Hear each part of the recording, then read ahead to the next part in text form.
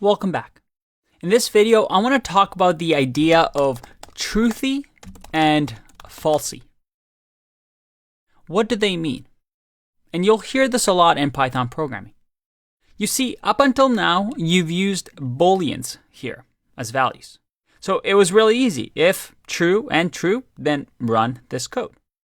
But Python can do other things as well. For example, if this was 5 and this was, let's say, hello, what do you think will happen here in our program? Well, if I click run, you are old enough to drive and you have a license. Is that what you expected? And this is because what Python does underneath the hood is actually convert these to booleans for you. So it's almost as if it is doing this. Remember type conversion. We're converting the type to boolean as soon as we get to this if statement because Python is saying, hey, I want true or false. I don't care what is old is. I don't care what is licensed is. Just give me true or false so I know whether to do this or to go to the else block. Now, if I was to just print, let's do this here. Let's do print boolean hello.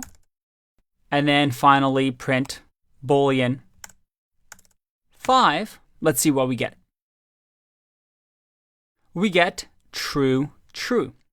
And this is what we call a truthy value in Python.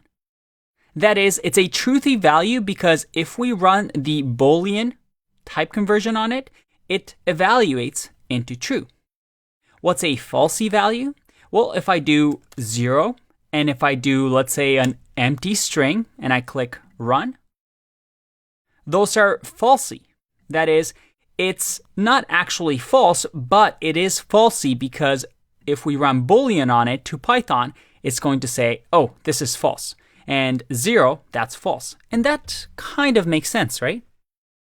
And if you actually go to Stack Overflow, if you've never seen Stack Overflow before, if you ever have programming questions and you're Googling them, usually the top 5 answers will contain either 1 or 2 Stack Overflow answers. And basically what happens is people ask questions like, what is truthy and falsy in Python? And you get answers. So you can see over here that it has 4 answers. And you usually look for the check mark, which means that this is a verified answer. It means that, hey, this question owner has accepted it as the best answer. So the person who asked this question just said, yeah, this is the right answer. This is the best one. But you also have other people voting. So you can see that this answer received 46 marks. And although it was marked as the correct answer by the user, maybe somebody else came along later on and gave an even better answer. So now we have 123 upvotes. And you see that this answer is a lot better. All values are considered truthy except for the following. So you can actually see here that in Python, these values are considered falsy. You can see 0 here, you can see an empty string here, and then there's a few other ones. Empty set, you have an empty dictionary, empty list, empty tuple. You have decimals. You have things like fractions. You have 0.0. False is that. And also none is falsy. So that if I type in none here, that's false too. Now you don't need to memorize these because most of the time it makes sense, right? But it helps us do conditional logic very nicely. For example, let's remove this.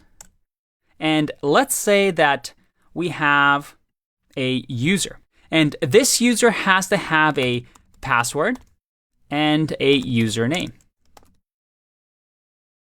If, let's say, the username is Johnny and the password is 123, well, instead of me saying, hey, if this user has password and username, and we're not checking if the username exists or password exists, we just want to make sure, hey, did this person fill out the form and did they try to submit a username and password?